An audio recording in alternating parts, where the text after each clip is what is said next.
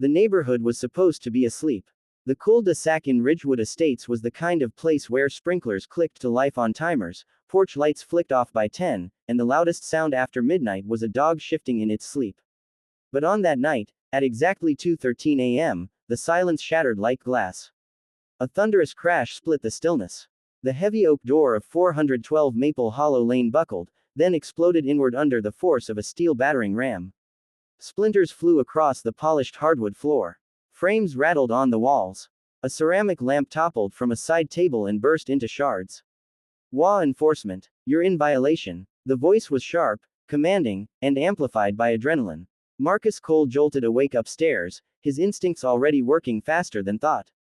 Years in the Navy SEALs had conditioned him to go from deep sleep to razor focus in less than a breath. His eyes snapped open, scanning the shadows of his bedroom, his ears catching every detail, the crunch of boots on wood, the hiss of radios, the guttural orders barked below. He swung his legs to the floor, muscles coiled, breath steady. No panic, no confusion, only awareness. His hand brushed the bedside drawer where a holstered pistol rested, but he stopped.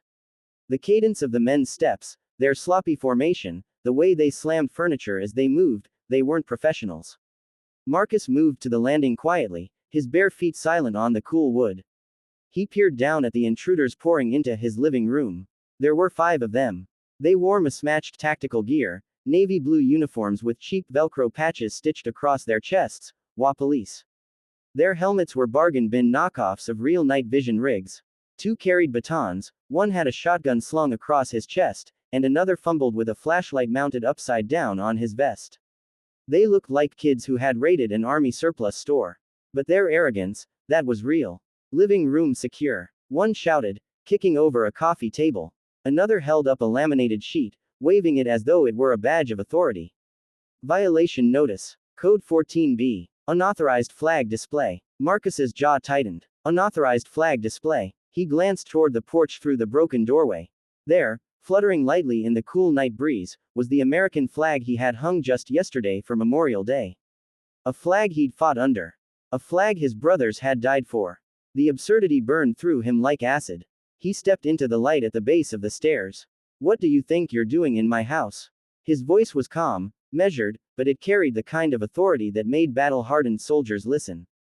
The intruders spun around, startled that he wasn't cowering upstairs or hiding in fear. The one in front, broad-shouldered but sloppy in stance, sneered. Don't play smart, old man. You're in violation. We warned you before. Marcus stared at him, reading his every move.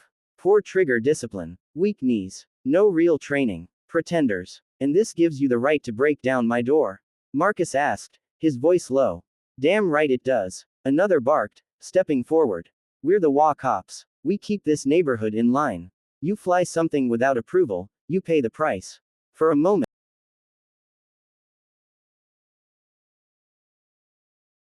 of his being screamed to dismantle them right there, to show them what a real warrior looked like. But he didn't. He had learned long ago that revenge served best when it dismantled not just a man, but his entire system. He folded his arms. You boys made a mistake tonight. The leader smirked. The only mistake here is thinking you're above the rules. They shoved a bogus citation into his chest, then pushed past him, stomping through the house, snapping photos of his decor, even threatening to fine him for the unapproved exterior paint tone. When they'd had their fill of intimidation, they regrouped at the broken door, tossing one last warning over their shoulders. Next time, we confiscate. The last set of boots crunched on glass as they disappeared into the night, leaving Marcus's door smashed, his living room wrecked, and his flag still fluttering in defiance outside. Marcus didn't move for a long moment. He simply stood there, shoulders squared, eyes sharp as steel. He wasn't shaken. He wasn't afraid. Instead, a slow smile curved across his face. If these imposters thought they could break into his home and terrorize him under the name of a homeowners association, they had just declared war. And Marcus Cole didn't fight wars alone. Tonight, they had rattled his door. Tomorrow, he would rattle their entire empire. The sun had barely crested over Ridgewood Estates when Marcus Cole sat on his front porch, a steaming mug of black coffee in hand. The shattered remains of his door hung loosely from its hinges, tilted like a tooth knocked out in a bar fight. Splinters littered the entryway, and a jagged shoe print stood out on the broken panels. Neighbors walked their dogs at a distance, eyes flicking nervously toward Marcus's home. Curtains fluttered as others peeked out from their windows, whispering behind blinds.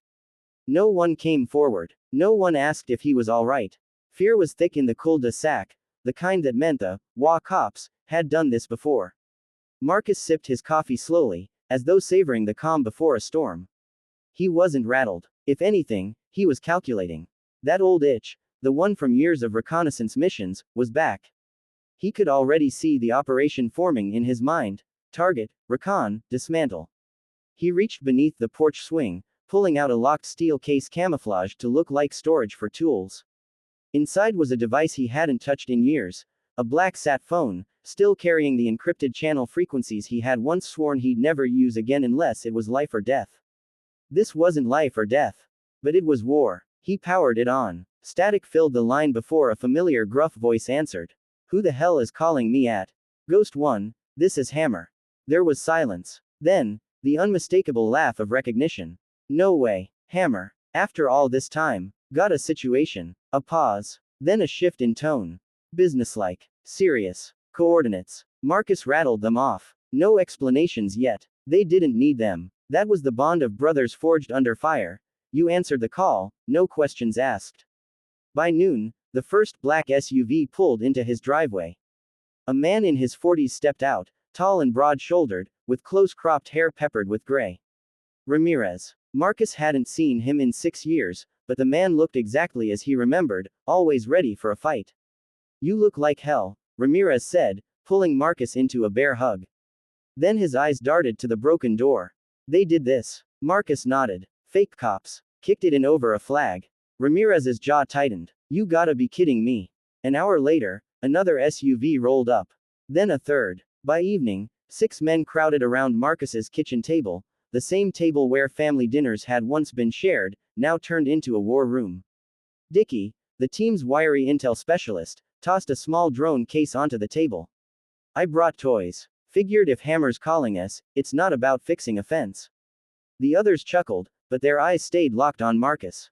They trusted him. Always had. Marcus slid photos across the table, snapped on his phone during last night's raid. Blurry shots of their knockoff uniforms, their improvised badges, the laminated violation notice shoved into his chest. They call themselves HOA enforcement, Marcus explained. Pretend cops. They run fake citations, shake down homeowners, and hide behind bylaws. Kick in doors, confiscate property, extort fines. Last night, they stormed my place. Left threats. Next time, they said they'd confiscate. One of the men, Jenkins, the youngest of the group but lethal with long-range weapons, snorted. Confiscate what? Your flag, your life, if you let 'em, Ramirez muttered. Wannabe dictators. Dickie pulled the photos closer, analyzing details. Sloppy. No comms discipline. No real tactical training, but organized enough to scare people. They've been doing this for months, Marcus said, lowering his voice. Neighbors are afraid to talk. That tells me these punks have a system. Money, power, intimidation. They're not just clowns in uniforms, they're criminals running a racket. The table fell silent. Then Ramirez slammed his fist down. So what's the play? Because I say we burn their playhouse down. Marcus leaned back, arms crossed. His voice was calm, but his eyes carried fire. We don't just hit them. We expose them. We tear out the foundation. Make sure no one ever tries this again. Dickie nodded slowly. Intel first. Find their headquarters. Map it. Then we dismantle. Already located, Marcus said, sliding another photo across the table. A squat 2-story building on the edge of town. They call it their operations center. At night, it's armed like a fortress. The men exchanged looks, grins spreading, adrenaline sparking. This was familiar ground. Marcus leaned forward, placing both hands on the table. Tomorrow night, we pay their headquarters a visit. Quiet, precise, surgical. We'll gather the proof, expose the racket, and if they resist. He let the pause hang heavy. We remind them what real warriors look like. For the first time all day, Marcus allowed himself a thin smile. His brothers were here. His war wasn't his alone anymore. The HOA cops had broken his door. Tomorrow, he and his team would break their empire.